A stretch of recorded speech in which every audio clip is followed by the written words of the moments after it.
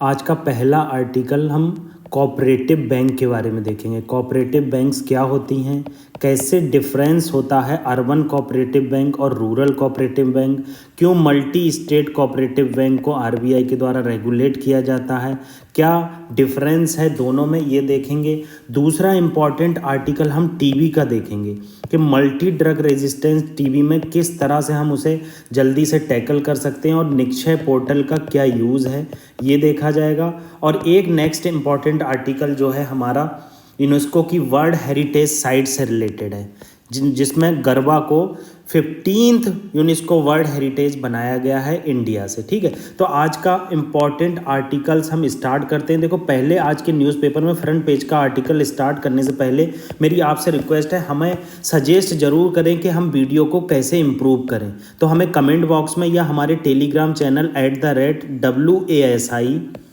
@WASIH34 पर contact कर सकते हैं और हमारे अदर ऑफिशियल चैनल पर भी आप कांटेक्ट कर सकते हैं। ठीक है, तो पहला आर्टिकल क्या है, जो आर्मी ऑफिसर्स को टेकन ऑफ पोस्ट, मतलब क्या किया गया है, अभी टेम्परेरी अटैचमेंट कर दिया गया है। देखो, जो आर्मी ऑफिशियल हैं, जो ब्रिगेड कमांडर टाइप हैं, मतलब ऊपर रैंक के हैं, उनको क्या कर दिया गया है, थोड़े समय के लिए अटैचमेंट कर दिया गया। अटैचमेंट का मतलब होता है उन्हें पोस्ट से थोड़े दिन के लिए रिलैक्स रखा गया है, ताकि जो इन्वेस्टिगेशन है वो इजीली हो सके। क्या सिचुएशन थी, देखो क्या हुआ, रिसेंटली अभी पुंछ में एक क्राइसिस इमर्ज हुआ, आर्मी पर अटैक हुआ, जिसमें कई आर्मी के पर्सन मारे गए, अप्रॉक्स 4 आर्मी पर्सनल मारे गए थे।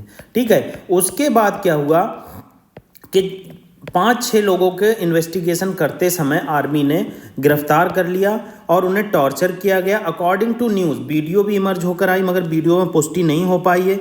उसके बाद उनमें से 3 लोगों की डेथ हो गई, 3 सिविलियन की डेथ हो गई। उसके बाद से ये क्राइसिस इमर्ज होकर आया। इन्वेस्टिगेशन सेंट्रल लेवल पर चल रहा है, बहुत सारे इसमें प्रूफ दिए जा रहे हैं, बहुत सारे एविडेंस दिए जा रहे हैं। तो यही आर्टिकल, पहला आर्टिकल इससे रिलेटेड है। दूसरा आर्टिकल, जयशंकर जो है रसिया जा रहे हैं, हम देखेंगे रसिया की लोकेशन कहाँ पर है, रसिया का क्या इंपॉर्टेंस है हमारे इंडिया के रिलेशन में। तो पहला इंपॉर्टेंट आर्टिकल हम डिस्कस कर लेते हैं गरबा के बारे में। देखो, गरबा क्या है, यूनेस्को की लिस्ट में इंक्लूड किया गया है as a intangible cultural heritage. पहले हम जान लेते हैं इंटेंजिबल और टेंजिबल कल्चरल हेरिटेज में क्या डिफरेंस है। देखो, इंटेंजिबल कल्चरल हेरिटेज और टेंजिबल कल्चरल हेरिटेज में मेन इंपॉर्टेंट डिफरेंस बस एक है कि इनटेंजिबल कल्चरल हेरिटेज को आप छूकर नहीं दे सकते, इनविजिबल होती, जबकि टेंजिबल कल्चरल हेरिटेज क्या होती है, विजिबल होती है। देखो, तुमने वर्ल्ड हेरिटेज साइट्स का नाम सुना होगा। वर्ल्ड हेरिटेज साइट में जैसे Humayun Tom world heritage site है। ठीक है, अब हुमायूं टॉम को आप छू के देख सकते हैं, उसे फील कर सकते हैं, उसका आर्किटेक्चर कैसा है, जबकि आप गरबा को क्या छू कर देख सकते हैं, हर कोई गरबा डांस कर रहा है, अब डांस को आप छू कर नहीं देख सकते। ठीक है, खाने बनाने के तरीके जो हैं उसको छू कर नहीं देख सकते। तो इस तरह से जो आर्ट फॉर्म है उसे छूकर नहीं देखा जा सकता, उसे इनटेंजिबल कहते हैं, और जिसे छूकर देखा जा सकता है उसे टेंजिबल कहते हैं। अब ये इनटेंजिबल कल्चरल हेरिटेज जो साइट्स है या इंटेंजिबल कल्चरल हेरिटेज लिस्ट है, ये बनाई जाती है यूनेस्को के द्वारा। यूनेस्को क्या है, United Nations Educational, Scientific and Cultural Organization. एक कन्वेंशन आया था 2003 में जिसका नाम था safeguarding of intangible cultural heritage. ये 2003 में आया और इसको इन्फोर्स किया गया, मतलब इस कन्वेंशन का इन्फोर्समेंट जो हुआ वो 2006 से हुआ। तो क्या गरबा जो है वो 15th कल्चरल हेरिटेज इंडिया की है। इससे पहले कलकत्ता की दुर्गा पूजा को 14th कल्चरल हेरिटेज लिस्ट में इंक्लूड किया गया था। अब तक हमारे यहाँ 15 कल्चरल आइटम इंक्लूड किए जा चुके हैं। तो हमने ये देखा कि किस तरह से इंटेंजिबल कल्चरल हेरिटेज वर्क करे। देखो, इसके पीछे रीज़न क्या होता है, क्यों रिकॉग्नाइज किया जाता है, लिस्ट में क्यों इंक्लूड किया जाता है। One of the main reason होता है कि हम प्रोटेक्ट कर सकें इसे, और प्रोटेक्ट करने के साथ साथ डाइवर्सिटी को एज अ यूनिटी लें, मतलब यूनिटी इन डाइवर्सिटी के काम पर हम वर्क करें, यूनिटी इन डाइवर्सिटी। तो इस तरह से ये हम कल्चरल हेरिटेज साइट प्रोटेक्ट करते हैं, जिससे कल्चर को आपस में मिंगलनेस होती है, एक दूसरे के कल्चर जानने से क्या होता है, उसमें हमारे बहुत ज़्यादा कोहेसिवनेस आती है, डेवलपमेंट आता है, लोग एक दूसरे को कल्चर को समझते हैं और डाइवर्सिटी को रिकॉग्नाइज करते हैं। जब डाइवर्सिटी को लोग रिकॉग्नाइज करते हैं तो इससे क्या होता है कि आपस में कोहेजन आता है और भाईचारा बढ़ता है। अब आगे देख लेते हैं, इन्होंने ये बात बताई है कि ये जो इंटेंजिबल कल्चरल हेरिटेज लिस्ट है, इसके लिए एक इंटर गवर्नमेंटल कमेटी बनाई गई थी 2003 में। 2003 की कमेटी के बाद इसको यहाँ पर लाया गया, ठीक है। इंडिया जो है इसमें 2 बार सर्व कर चुका है। देखो, इंटेंजिबल कल्चरल हेरिटेज कमेटी 2 बार सर्व कर चुका है, 2006 से 2010 और 2014 से लेकर 2018 तक। इन्होंने फिर से वही बात बताई है कि दुर्गा पूजा को यहाँ पर 14th intangible cultural heritage of humanity में इंक्लूड किया गया। अब ये बताया कि इंटेंजिबल कल्चरल हेरिटेज क्या होती है। देखो, कोई भी प्रैक्टिस हो सकती है, जैसे डांस कर रहे हो आप, ठीक है, योगा कर रहे हो, प्रैक्टिस होती है, एक्सप्रेशन हो सकता है, नॉलेज हो सकती है, आपके पास बहुत ज़्यादा नॉलेज, स्किल हो सकता है। स्किल को आप छू के थोड़ी नहीं दे सकते। मान लो किसी के पास एसी बनाने का स्किल है तो उसको छू कर नहीं दे सकते। और ग्रुप और इंडिविजुअल रिकॉग्नाइज करते हैं कुछ कल्चरल हेरिटेज को, ठीक है। अब इसमें लिविंग कल्चरल हेरिटेज में कौन कौन सी चीज़ें आती हैं, जैसे ओरल ट्रेडिशन आ गया, परफॉर्मिंग आर्ट आ गया, डांस हो गया, योगा हो गया, सोशल प्रैक्टिस हो गया। सोशल प्रैक्टिस में बहुत सारी चीज़ें आ जाती हैं, रिचुअल हो गए, फेस्टिवल हो गए, नॉलेज हो गई, प्रैक्टिस हो गया जो नेचर और यूनिवर्स को कंजर्व करने के लिए, और ट्रेडिशनल क्राफ्टमैन भी आ गया, ठीक है। क्राफ्टमैन का मतलब कि कैसे आप मुरादाबादी खिलौने बनाते हैं, पीतल का जो मुरादाबादी बर्तन होते हैं वो कैसे बनाए जाते हैं, ये सब के बारे में भी आपको पता होना चाहिए। तो इस चीज़ में इस तरह से इंटेंजिबल कल्चरल हेरिटेज लिस्ट में चीज़ों को इंक्लूड किया गया। अब इन्होंने कन्वेंशन के बारे में बताया। देखो, वही बात बताई है कि 2003 में यूनाइटेड नेशन ने, या यूनेस्को ने कह लो, यूनेस्को ने एक कन्वेंशन लाया इंटेंजिबल कल्चरल हेरिटेज के लिए। इसको इन्फोर्स किया गया 2006 से। इसकी असेंबली में 24 मेंबर होते हैं जो रिकॉग्नाइज करते हैं कि कौन से इंटेंजिबल कल्चर को हेरिटेज की लिस्ट में और ह्यूमैनिटी की लिस्ट में इंक्लूड करना है। तो 24 मेंबर होते हैं इसकी जनरल असेंबली में, और ये मेंबर जो होते हैं डिफरेंट ज्योग्राफिकल रिप्रेजेंटेशन करते हैं, मतलब पर्टिकुलर कंट्री से नहीं होते हैं, ज्योग्राफिकल एरिया से होते हैं, जैसे एशिया माइनर, ठीक है, यूरोप, इस तरह से। और इनके मेंबर का जो टर्म होता है वो 4 साल के लिए होता है। आपने यहाँ पर देखा ही, इंडिया का जो मेंबर टर्म था वो 2006 से 2010 4 साल के लिए, 2014 से 2018। तो इस तरह से ये चीज़ें बताई गई। पर्पस क्या है, पर्पस क्या है, सेफगार्ड करना है, ठीक है, और इंडेंजर्ड जो हो गए उनकी प्रोसेस को। देखो, यहाँ पर एक वर्ड बताया गया, ये वर्ड बहुत इंपॉर्टेंट है मेंस के लिए। क्या बताया गया कि सेफगार्ड इसलिए किया जाता है कि जो endangered by process of globalization. Globalization क्या है कि हमारे जो डिफरेंट कंट्री के कल्चर हैं, डिफरेंट एरिया के कल्चर है, वो सब मिंगल हो रहे हैं, और मिंगल होने से क्या आ रहा है, होमोजेनाइजेशन आता है। कोट पैंट का है, कोट पैंट का कल्चर आ गया, चूड़ी ना पहनने का कल्चर आ गया। तो डिफरेंट कल्चर जो हो रहे हैं वो धीरे धीरे डिमिनिश होते जा रहे हैं, ख़त्म होते जा रहे हैं। तो इसलिए जो इंडेंजर्ड कल्चर है उनको प्रोटेक्ट करना एक one of the main process है, ठीक है। अब आप इसमें ये देख लो कि कौन कौन से लिस्ट में इंक्लूड हैं, ठीक है। आप देखोगे कि पहला आप जो देखोगे वो ट्रेडिशन ऑफ वैदिक चैंटिंग 2008 में जो सबसे पहला यूनेस्को ने इंटेंजिबल कल्चरल हेरिटेज लिस्ट में इंक्लूड किया था वो हमारा था ट्रेडिशन ऑफ वैदिक चैंटिंग। रामलीला, रामलीला जो है बहुत जगहों पर होती है मगर यूपी की सबसे ज़्यादा फेमस है। Ramlila traditional performance of Ramayana 2008। Kutiyattam Sanskrit theatre है 2008।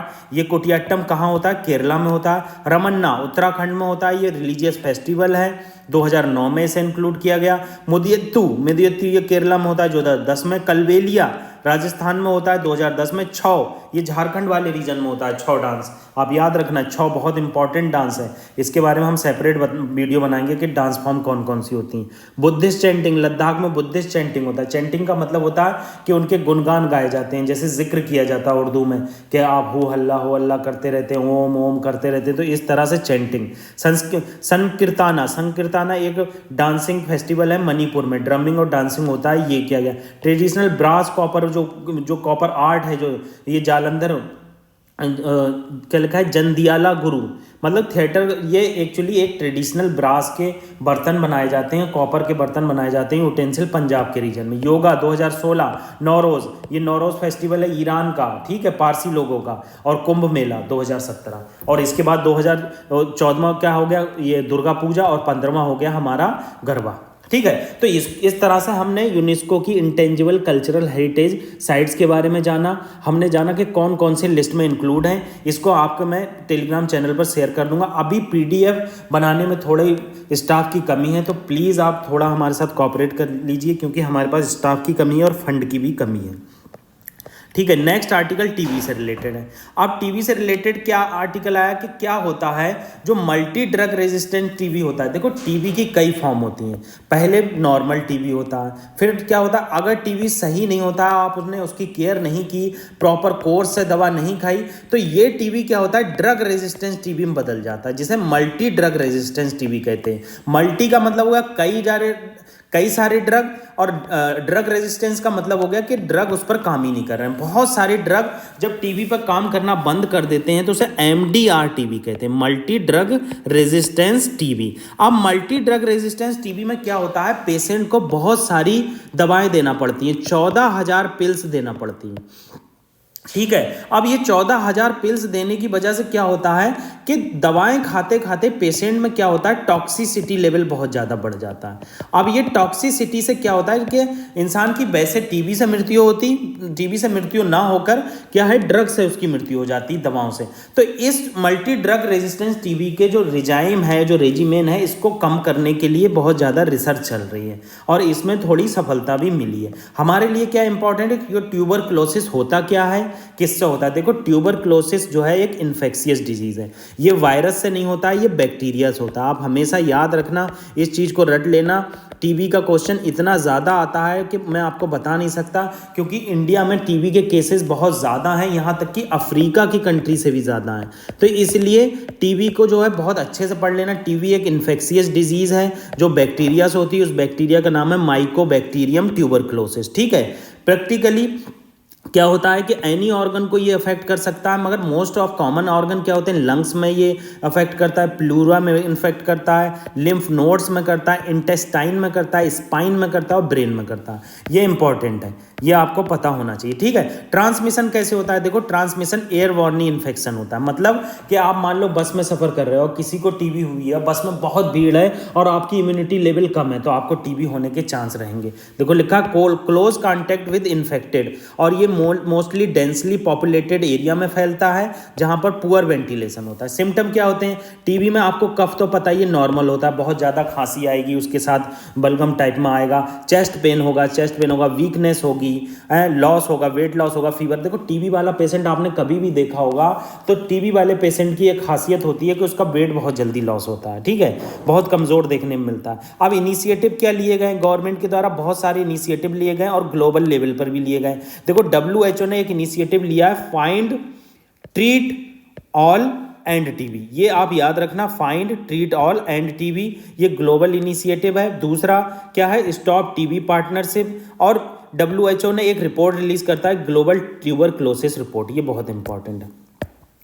कौन सी रिपोर्ट किसके द्वारा पब्लिश की जाती है, ग्लोबल ट्यूबरक्लोसिस रिपोर्ट जो है WTO के द्वारा पब्लिश की जाती है। इंडिया के क्या एफर्ट है, नेशनल स्ट्रेटजी प्लान बनाया गया 2017 से 25 तक। देखो, आप इस चीज़ यहाँ पर एक चीज़ नहीं दी है, आप नोट कर लेना। WHO का टारगेट क्या है, टीबी को हम 2030 तक एलिमिनेट करेंगे, मगर इंडिया ने अपना टारगेट 5 साल पहले ही बनाया है। तो इंडिया का टारगेट है 2025 तक हम टीबी इंडिया से एलिमिनेट कर देंगे। टारगेट इसीलिए बनाया जाता है ताकि हम उसे अचीव कर सकें। अचीव नहीं कर पाते हैं तो इसका मतलब ये नहीं है कि टारगेट नहीं बनाएंगे। हम डेली शेड्यूल बनाते हैं पढ़ाई का कि इसको अचीव करेंगे, और मैक्सिमम केसेस में अचीव भी करते हैं, नहीं कर पाते तो हमें खुशी होती है कि हमने टारगेट तो बनाए। ठीक है। National strategy plan. अब निक्षय इकोसिस्टम क्या है, national TB information system, Nikshay पोषण योजना, ये सब बनाई गवर्नमेंट के द्वारा इशू की गई। टीबी हारेगा देश जीतेगा कैंपेन चलाया गया।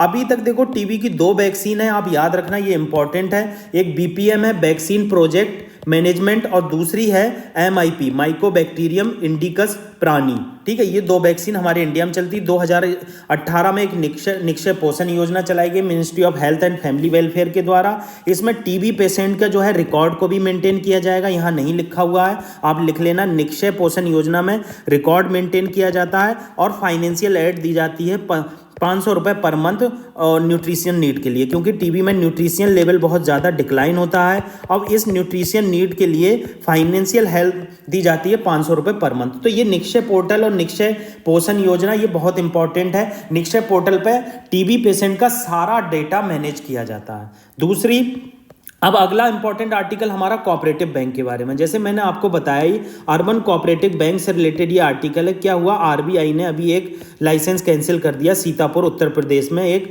अर्बन कोऑपरेटिव बैंक का। ये इसके क्या रीजन थे कि पहली बात कि एडिक्वेट कैपिटल नहीं था, अर्निंग का कोई प्रॉस्पेक्ट नहीं था, बहुत सारे जो प्रोविजन थे या रूल्स थे उस पर फेल कर गई थी, और इन फ्यूचर प्रेजुडिस बना हुआ था कि लोगों के डिपॉजिटर हैं जो पैसा डिपॉजिट करते हैं उनके इंटरेस्ट दे पाएंगे या नहीं दे पाएंगे, और जो लेंडर हैं क्या वो वापस पैसा देंगे नहीं देंगे। तो इस वजह से आरबीआई ने क्या किया, अर्बन कोऑपरेटिव बैंक का लाइसेंस जो है वो कैंसिल कर दिया, ठीक है। अर्बन कोऑपरेटिव बैंक क्या होती हैं, देखो पहले आप कोऑपरेटिव बैंक का कॉन्सेप्ट समझ लो। क्या होता है, स्टार्टिंग में जब कोऑपरेटिव बैंक का कॉन्सेप्ट आज़ादी से पहले आया तो इसका मेन पर्पस क्या था, मान लो ब्रिटिश बहुत ज़्यादा लोन पर इंटरेस्ट लेते थे, तो विलेजर्स ने क्या किया कि आपस में मिलकर एक बैंक टाइप में एक फंड बनाया, जैसे मान लो बीसी कह लो या फिर कुछ भी कह लो।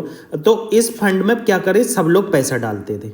अब मान लो ये सब लोग पैसा डाल रहे हैं और इस फंड की लिमिट है 50,000। अब 50,000 रुपये जो है वो किसी एक पर्सन को दे दिए जाएंगे एज अ लोन, वो लोन के तौर पर दे दिए जाएंगे और बाकी लोग इसमें पैसा डालते रहेंगे, और जिसने लोन लिया वो भी इसमें पैसा डालता रहेगा। और जो लोन दिया जाएगा उस पर इंटरेस्ट नहीं लिया जाएगा, क्योंकि इनिशियली कोऑपरेटिव बैंक पर इंटरेस्ट नहीं लिया जाता था, तो इस पर इंटरेस्ट नहीं लिया जाएगा। तो क्या होगा कि उसके बाद कोऑपरेटिव बैंक को आपस में ही ये लोग बिना लोन के प्रोसेस को पूरा करते थे, ठीक है। अब क्या होता है कि अर्बन कोऑपरेटिव बैंक का कॉन्सेप्ट धीरे धीरे आज़ादी के बाद बहुत मजबूत होता है। मद्रास के रीजन में अर्बन कोऑपरेटिव बैंक स्टार्ट की जाती हैं, बहुत सारे एरियाज़ में अर्बन कोऑपरेटिव बैंक स्टार्ट की जाती हैं। इसके बाद क्या होता है कि उससे रिलेटेड लॉ लाए जाते हैं। मगर 2020 में आपने सुना होगा एक पंजाब एंड सिंध बैंक करके थी, पीएसबी। इस पंजाब एंड सिंध बैंक में क्या हुआ कि बहुत ज़्यादा क्राइसिस इमर्ज हो गया और ये डिफ़ॉल्ट हो गई। डिफ़ॉल्ट का मतलब ये दिवालिया हो गई, ये लोगों का पैसा नहीं दे पाई। इससे क्या हुआ कि गवर्नमेंट को बहुत ज़्यादा प्रेस्टीज को नुकसान हुआ, मतलब बैंक की प्रेस्टीज को नुकसान हुआ, लोगों का बैंक पे सिस्टम पे विश्वास हटने लगा। इसके बाद क्या हुआ, अर्बन कोऑपरेटिव बैंक और मल्टी स्टेट कोऑपरेटिव बैंक को आरबीआई ने अपने अंडर में ले लिया। देखो आगे क्या बताया गया है, यहाँ पर यही चीज़ बताई गई, born out concept of cooperative credit society. ये तो मैंने आपको समझा दिया। आगे देखो कि कोऑपरेटिव बैंक को 2 भागों में डिवाइड किया जाता है, अर्बन कोऑपरेटिव बैंक और रूरल कोऑपरेटिव बैंक, ठीक है। अर्बन कोऑपरेटिव बैंक को जो रेगुलेट किया जाता है, पहले जो रेगुलेट किया जाता था वो state registrar of cooperative society state level पर, जो सिंगल स्टेट कोऑपरेटिव सोसाइटी थी, और central registrar of cooperative society in case of multi state cooperative society by RBI. ये पहले कॉन्सेप्ट था 2021 से पहले। मगर 2020 में क्राइसिस होने के बाद क्या हुआ, ऑल अर्बन कोऑपरेटिव बैंक और multi state cooperative bank brought under supervision of RBI. ये आप याद रखना। देखो आज भी एक बात याद रखना, कोऑपरेटिव बैंक एक स्टेट सब्जेक्ट है। यहाँ पर जो मल्टी स्टेट कोऑपरेटिव बैंक होती है, मल्टी स्टेट कोऑपरेटिव बैंक, ये सेंट्रल गवर्नमेंट इसे रेगुलेट करती है और आरबीआई गाइडलाइन बनाती है। जबकि सिंगल स्टेट कोऑपरेटिव बैंक जो होती है वो इसे स्टेट गवर्नमेंट रेगुलेट करती है, स्टेट गवर्नमेंट रेगुलेट करती है और आरबीआई कानून बनाती है कि आरबीआई किस तरह से रेगुलेट किया जाएगा। तो इस तरह की बातें आपको सब पता होना चाहिए कि कैसे इसको रेगुलेट किया जाता है, कैसे अर्बन कोऑपरेटिव बैंक और स्टेट कोऑपरेटिव बैंक में डिफरेंस है, यही चीज़ें बताई गई। उसके बाद अर्बन कोऑपरेटिव बैंक को 3 भागों में बांट दिया गया, 4 भागों 4 टियर में बांट दिया गया। पहले टियर में 100 करोड़ तक के कोऑपरेटिव बैंक आती थी, फिर नेक्स्ट ईयर में 100 से 1000 करोड़ तक की, फिर 1000 से 10,000 करोड़ तक की, और फिर 10,000 से ऊपर। तो इस तरह से यहाँ पर ये चीज़ें बताई गई हैं जो आपको पता होना चाहिए कि कैसे कोऑपरेटिव बैंक वर्क करती है, कैसे कोऑपरेटिव बैंक के द्वारा रिस्क को मैनेज किया जाता है। अब आप यहाँ जान लो कि कोऑपरेटिव बैंक का जो कॉन्सेप्ट इमर्ज हुआ उसके बाद यहाँ पर बताया गया है कि अर्बन कोऑपरेटिव बैंक जो होती हैं उसका मार्केट शेयर बहुत कम है। जैसे बैंकिंग सेक्टर का अगर शेयर 97% है ओवरऑल इंडिया में, तो कोऑपरेटिव जो अर्बन कोऑपरेटिव बैंक है वो केवल 3% है। मतलब कोऑपरेटिव बैंक का कॉन्सेप्ट इतना ज़्यादा मजबूत नहीं हुआ। देखो बैंक में और कोऑपरेटिव बैंक में यही डिफरेंस होता है। मैंने इसको बहुत सर्च किया है तो बैंक में और कोऑपरेटिव बैंक में ज़्यादा डिफरेंस नहीं मिला। इसमें क्या होता है, पर्टिकुलर पर्सन का कॉपरेशन होता है। अगर लॉस एक का होगा तो सबका होगा, ठीक है। दूसरी चीज, अगर आपको लोन मिलेगा तो सबको मिलेगा, एक को इंटरेस्ट देना, सबको देना है,